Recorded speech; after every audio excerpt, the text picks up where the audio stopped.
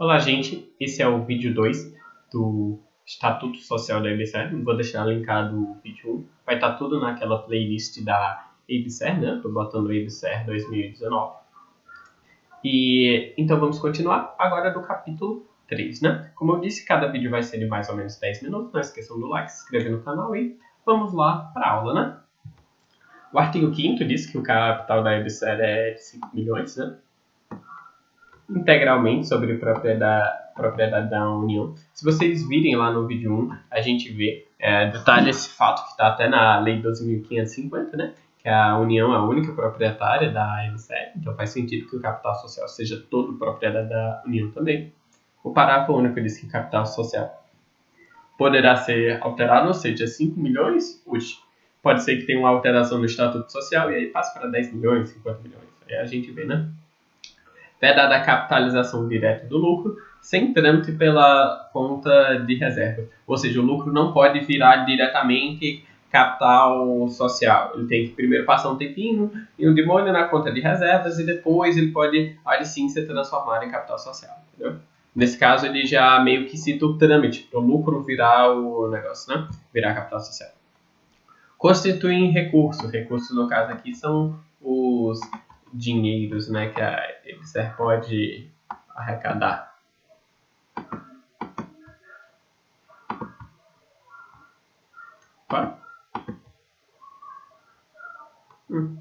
As dotações que lhe forem consignadas no orçamento da União, reforçando pela 1050ª vez que a União é proprietária da EBSER, as receitas decorrentes de prestação de serviços, compreendendo-se em seu objeto. Mas os serviços dela não são gratuitos? Sim, serviços da EBSER são gratuitos. Só que existem alguns casos que ela vai acabar recebendo, seja porque está com convênio com a universidade, por exemplo, e está recebendo algo por isso, ou seja porque ela atendeu pessoas que têm plano de saúde e que, nesse caso, o plano de saúde deve ressarcir os serviços, né?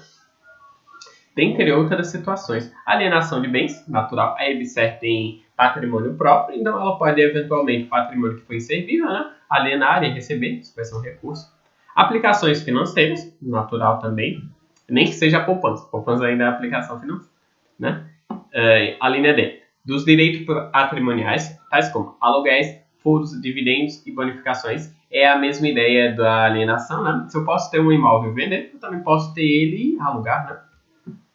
E dos acordos e convênios que realizar com entidades nacionais e internacionais. Isso daqui também tá autoexplicativo, né? Se ela fez um convênio com entidade internacional para prestar determinado serviço, para administrar determinado hospital, faz sentido que ela receba algo com isso, né?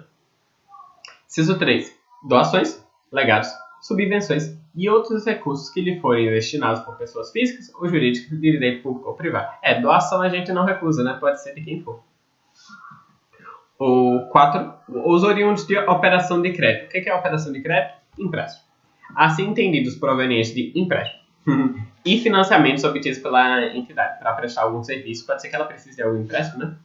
E rendas provenientes de outra fonte. Novamente, qual é a ideia aqui? Que esse rol é exemplificativo, beleza?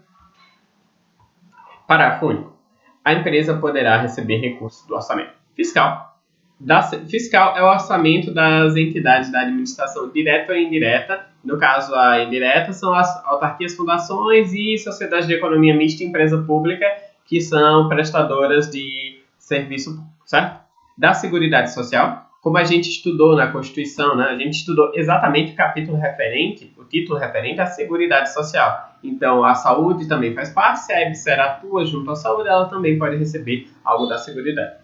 Da União, porque, né? De novo, quem é a proprietária da EBSER? A União. Para o pagamento de despesas com pessoal, salários, ou custeio em geral. Custeio, no caso, diz referência a bens de consumo, que no caso da EBSER é tanto bens administrativos, grampeador, grampo, caneta, como também materiais que ela usa na atividade de saúde, né? Custeia para uma atividade que ela já desempenha. Investimento é uma atividade não. Conforme expressamente autorizado pela Lei 12.550.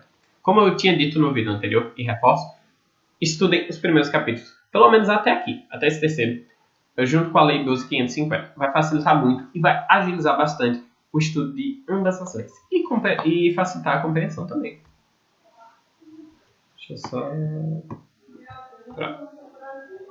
Capítulo 4 da Assembleia Geral. E pelo horário, vai ser só esse capítulo. A Assembleia Geral é um órgão que foi criado junto com o Estatuto Social em 2018. Ele não existia antes de 2018. Ele existia, por assim dizer, por causa de uma outra legislação. Até isso foi que colaborou para que o Estatuto tivesse que ser refeito, né?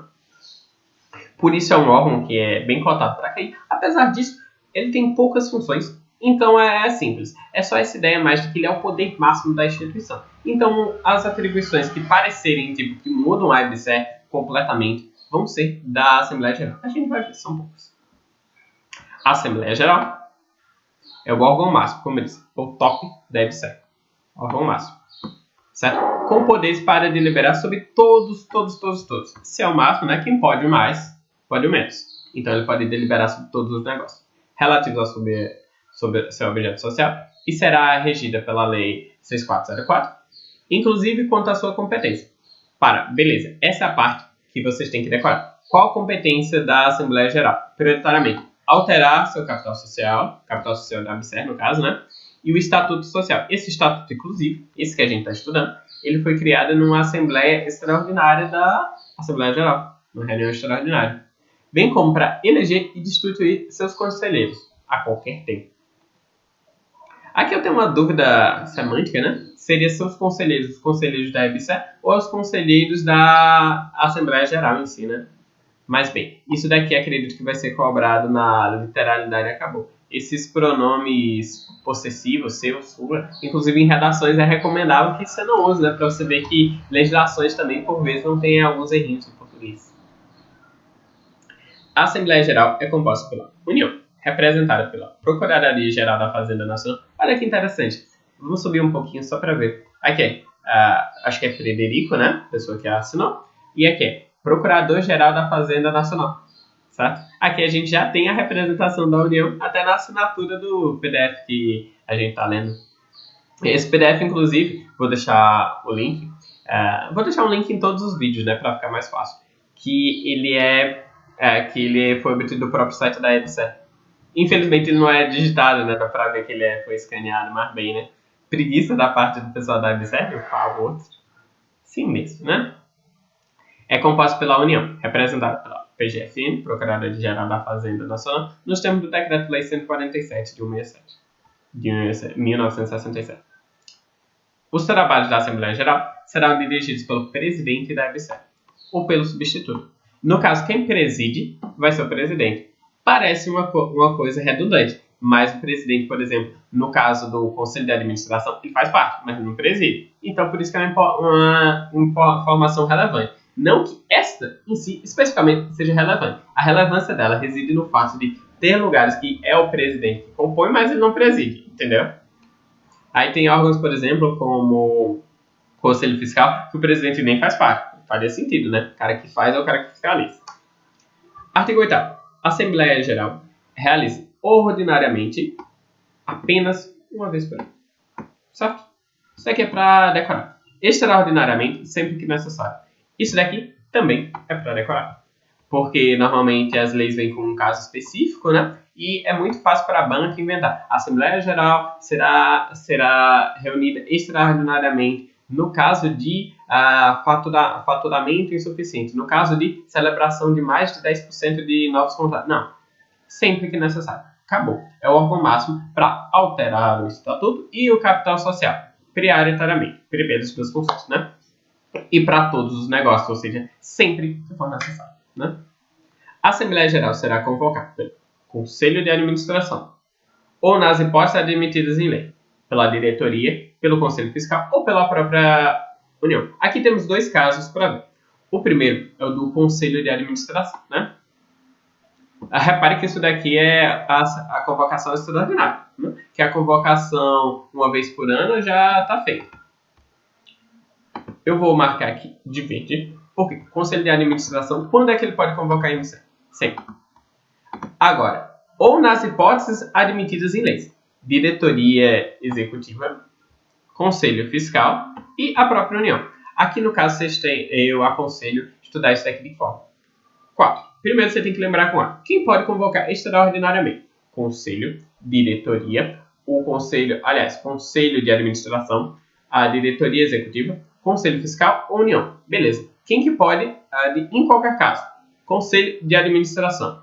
Os outros, hipóteses permitidas em lei. Porque eles podem inverter ou simplesmente apagar esse, ou nas hipóteses, colocar a Assembleia será convocada pela diretoria, conselho, pela união, ou pelo conselho fiscal ou conselho de administração. Tá errado, certo? O conselho é sempre o conselho de administração e os outros são, em determinados casos, autorizados por lei. A primeira convocação, a primeira. No caso, foi assim que ela foi criada, né? Ela foi convocada, com antecedência de 8 dias. Todo prazo tem uma boa chance de ser cobrado, né? Infelizmente. Note que são 8 dias, não são 8 dias úteis. Uma mudança simples de se fazer, mas que a gente tem que se atentar. Parágrafo 2º. As pautas das Assembleias Gerais serão constituídas exclusivamente, olha o exclusivamente, segunda vez que a gente vê ele hoje, dos assuntos constantes dos editais de convocação, não sendo admitida a inclusão de assuntos gerais. Note que a gente vai ter uma alteração depois, que a inclusão de assuntos pode ser decidida pela Assembleia. Eu posso adicionar um determinado assunto sem estar na ata, e se a Assembleia dizer, não, a gente vai julgar. Julga não, analisa, né? Artigo 10. As deliberações serão registradas no livro de ata, que podem ser lavradas de forma sumária dos fatos ocorridos e serão divulgadas em sítio eletrônico oficial atualizado. Uma alteração que eu já vi fazer nesse artigo em específico foi serão divulgadas somente. E aqui não tem essa exclusão, né? Mas é um artigo simples, mais de cunho administrativo mesmo. É aquele famoso artigo para constar. Tem que estar no estatuto? Tem. Mas ele tem uma relevância em si magnífica? Não. Porque não está dizendo competência, não está dizendo especificidade, não está dizendo vedação. Ele simplesmente está dizendo, a ata vai ser registrada das reuniões e vai ser publicada em sítio eletrônico oficial. Certo? Só isso, acabou. E lembre que não é somente sítio, é em sítio e pode ser em outros lugares também, né? Artigo 11. A Assembleia Geral, além de outras matérias previstas, reunir-se-á para deliberação. Aqui a gente já viu as 2 ou 3 principais, se você quiserem analisar assim, né? Alteração do Estatuto Social e do Capital Social. Estatuto e Capital. Eu falei de um e apontei outro, muito bem. E de todos os negócios. Aqui a gente já tem um campo bem amplo. Aqui embaixo ele especifica, né, as atribuições. A alteração do capital, já estava lá em cima, né? Avaliação de bens, que o acionista concorre para a formação do capital. Quem é o acionista? É a União, né? O único acionista da EBSER. Transformação, fusão, incorporação, cisão e dissolução da empresa, da EBSER, no caso. Quem tem que opinar sobre a dissolução da EBSER? O órgão máximo dela. Quem é o órgão máximo? A Assembleia Geral. Alteração do estatuto. Esse daqui realmente já estava por lá, né? Eleição, destituição, a qualquer tempo, dos membros dos conselheiros. Aqui ele meio que desfez aquela ambiguidade que estava e de eleger e destituir seus conselheiros a qualquer tempo. Que conselheiros? Aqui ele especifica.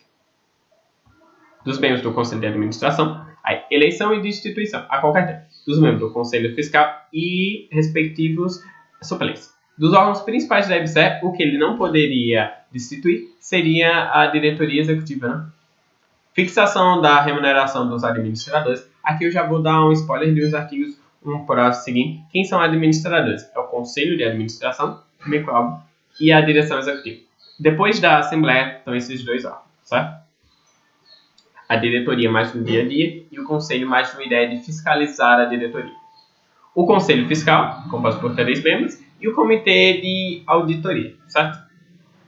A aprovação das demonstrações financeiras e da destinação do resultado do exercício e da distribuição de dividendos. No caso aqui, atribuições relacionadas ao financeiro, né? É interessante grifar esse artigo, porque... Opa! Aí ficou bem grifado. Eu já grifo bem, aí o documento está torto, não sei se dá para perceber. Aí consegue ficar melhor ainda. Aqui é interessante grifar, porque conforme a gente vai vendo que, estudar sobre a Assembleia Geral, vocês vão ver que dá certo trabalhinho, mas tipo, é só um órgão, né? E a dificuldade maior fica quando a gente começa a misturar esse nome. 9. Autorização para a empresa mover Ação de responsabilidade civil contra os administradores. De novo, quem é administrador? Diretoria executiva e conselho de administração. Os membros, né, pelos prejuízos causados. Alienação de bens imóveis diretamente vinculados à prestação de serviços públicos e à constituição de ônus reais sobre ele. A alienação lá, uma das fontes de receita, mas a alienação não pode ser feita à torta e à direita, né? Ela tem que ser autorizada. Alienação no todo ou em parte de ações do capital social da EBSER. A EBSER é empresa de capital fechado, mas já incluíram esse inciso, né? Para que no futuro ela abre. 12. Constituição de subsidiário integral e controlado. Aqui a gente está normatizando aquela competência. Quem é que vai dizer? O órgão máximo da instituição. Quem é? Assembleia Geral. Eleição de instituição a qualquer tempo de liquidandos, julgando-lhe as fontes. Liquidandos, no caso da EBSER, ela ia à falência, tomara que não tão cedo, né? E que liquidantes são as pessoas que vão realizar a liquidação, dizer o que deve, o que tem de dinheiro, de receita para dividir e tal. Alienação de bens imóveis diretamente vinculados, são os bens afetados à prestação de serviços e à constituição de ônus reais sobre isso. Ônus reais, no caso, são garantias reais. Um penhor, no caso de bens móveis, e no caso aqui, imóveis, né? São hipoteca, por exemplo. Hipotecas, né? E aqui a gente termina e a gente vai entrando nos órgãos estatutários. A gente vai especificar os outros depois, né? Eu vou parando essa videoaula por aqui e vocês vão ficar comigo no artigo 12 em seguida. Notem que, em parte nenhuma, tem falando de alienação de bens móveis. A gente vai ver falando de alienação dos bens móveis um pouco depois. Aqui são só os imóveis que são, em regra, mais valiosos, né? Bom, e com isso a gente termina a segunda parte. Página 3, estamos indo devagarzinho, mas esse é o ritmo certo mesmo, beleza? Valeu, não esqueçam do like, de se inscrever e de comentar.